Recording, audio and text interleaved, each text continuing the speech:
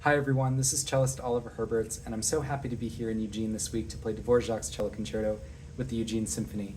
This piece is something I absolutely love to play because it's such a journey, from the opening notes of the first movement to the last notes in the finale.